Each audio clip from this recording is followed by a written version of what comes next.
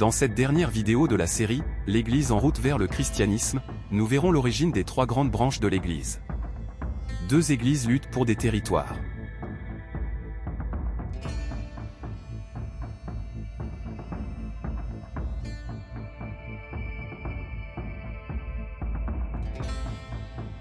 Le territoire impérial était divisé en provinces.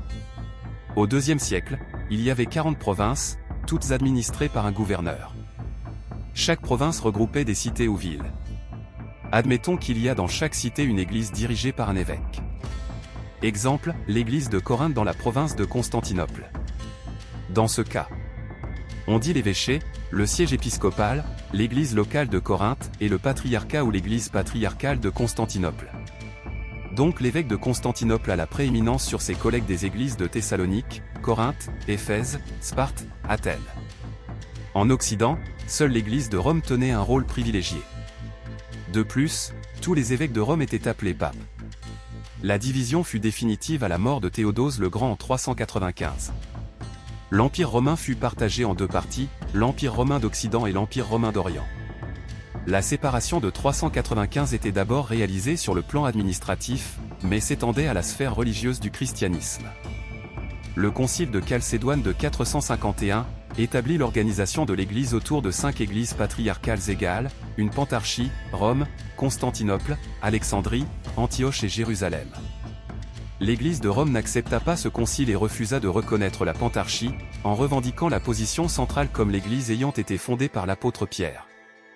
Pendant plusieurs siècles les chrétiens allaient assister à une lutte de volonté de primauté antagoniste, entre les évêques de Constantinople et de Rome. Mais ce conflit allait prendre une dimension politique.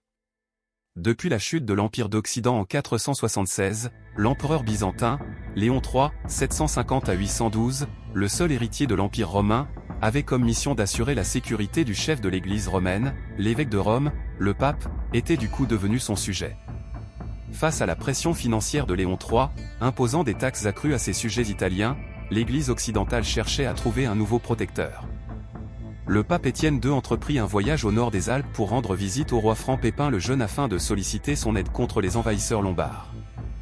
En échange, en 754, Étienne II a officiellement couronné Pipin en tant que premier roi carolingien des Francs. Pendant plus d'un siècle, 752 à 867, la papauté était sous l'influence des rois francs. Pépin envahit l'Italie du Nord en 754, puis de nouveau en 756, réussissant à expulser les Lombards du territoire de Ravenne, qu'il offrit en cadeau, avec de vastes régions de l'Italie centrale, au pape et à ses successeurs. Les terres données à Étienne II en 756 font de la papauté un pouvoir temporel, et deviendront la base des futurs États pontificaux, sur lesquels les papes régneront pendant 11 siècles, jusqu'en 1870. En 1649, la superficie des États pontificaux était de 44 000 km². Aujourd'hui, le territoire du Vatican, l'État pontifical, ne mesure que 0,44 km², soit 100 000 fois plus petit que sa superficie d'avant 1870.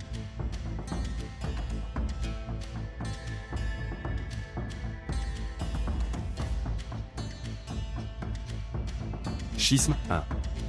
Orthodoxe et catholique. Le contentieux entre les deux églises chrétiennes reposait sur l'étendue du pouvoir accordé respectivement à l'évêque de Rome et à l'évêque de Constantinople. Il y avait aussi des rivalités d'ordre culturel et linguistique. L'église de Constantinople utilisait le grec, alors que c'était le latin à Rome. Sans oublier des affrontements dogmatiques, liturgiques et disciplinaires. Le mariage des prêtres était autorisé à Constantinople, pas à Rome. L'Église orthodoxe utilise le calendrier julien, l'Église catholique, le calendrier grégorien. Si les catholiques pratiquent le baptême par effusion, c'est-à-dire par versement d'eau sur le front du baptisé, les orthodoxes procèdent plutôt par immersion totale du corps, fidèle à la tradition originelle. Croix et signe de croix. La différence entre la croix catholique et la croix orthodoxe réside principalement dans leur conception et leur symbolisme. La croix catholique est typiquement une croix latine, qui a une longue branche verticale et une branche horizontale plus courte, représentant la croix sur laquelle est mort Jésus et qui symbolise le sacrifice du Christ pour le salut de l'humanité. La croix orthodoxe, quant à elle, est généralement représentée avec 3 barres, la longue branche verticale est barrée de 2 barres horizontales en haut et d'une barre oblique en bas, où se seraient reposés les pieds de Jésus. Le signe de croix qui n'est pas fait de la même façon. Chez les orthodoxes, le signe de croix se fait avec le pouce, l'index et le majeur de la main droite et dans le sens suivant, front, poitrine, épaule droite, épaule gauche, à la différence des catholiques qui se signent de gauche à droite. L'éclatement de la chrétienté en 1054 est le résultat de ces divergences profondes et anciennes, mais aussi de l'opposition de deux personnalités, celle du pape et celle du patriarche de Constantinople. Schisme 2. Protestants et catholiques. Après 3 siècles de lutte pour la liberté, l'Église qui a souffert des persécutions des hommes politiques a changé de statut. Elle est devenue catholique, elle s'appelle christianisme et est proclamée la religion d'État du Grand Empire romain. Elle possède de vastes territoires baptisés États pontificaux. Pour combattre ce qu'elle qualifie d'hérésie, elle se donne un moyen juridique, l'Inquisition. C'est le tribunal pontifical capable de faire appliquer des peines variant de simples peines spirituelles à des amendes, et de la confiscation des biens à la peine de mort.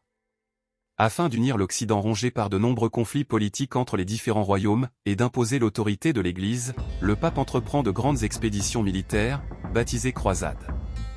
L'Église domina l'Europe médiévale, vers 476 à 1500, en tant que seule autorité en matière spirituelle, et à mesure qu'elle devenait plus puissante, elle influençait les sphères de la politique et de la culture.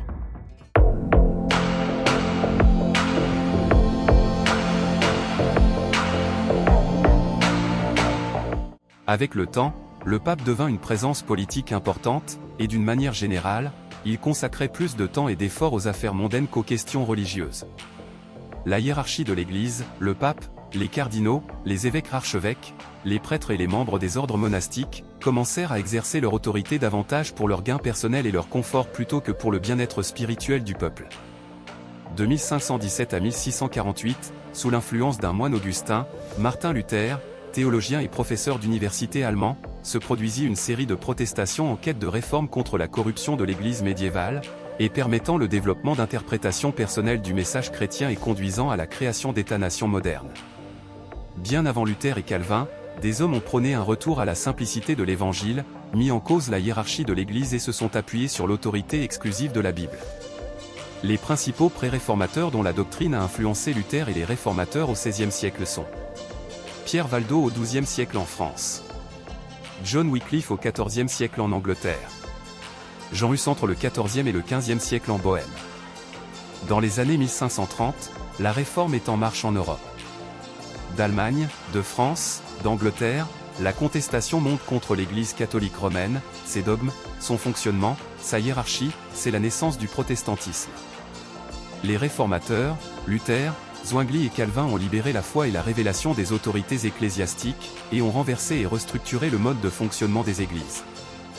Désormais, si l'Église de Jésus-Christ reste une et universelle à travers les différentes églises locales, le christianisme est divisé en 3 grandes parties, catholique, orthodoxe, protestante. Au commencement était l'Église. Aujourd'hui, nous ne devons parler que d'elle, à la fois orthodoxe, catholique et protestante. Le christianisme est un terme construit par les savants, une institution façonnée par les pères de l'Église, depuis le concile de Nicée jusqu'à la réforme protestante. Ces hommes se sont battus pour garder la tradition laissée par Moïse, les prophètes, Jésus et les apôtres. Ces derniers avaient tous joué un même rôle, poser le fondement de la communauté de Dieu, à savoir l'Église. En dépit de ces erreurs durant les siècles, le christianisme a contribué au plan de Dieu dans le monde. Chers frères et sœurs chrétiens de partout, rappelez-vous ceci, vous avez été édifiés sur le fondement des apôtres et des prophètes, Jésus-Christ lui-même étant la pierre angulaire. Éphésiens 2, verset 20.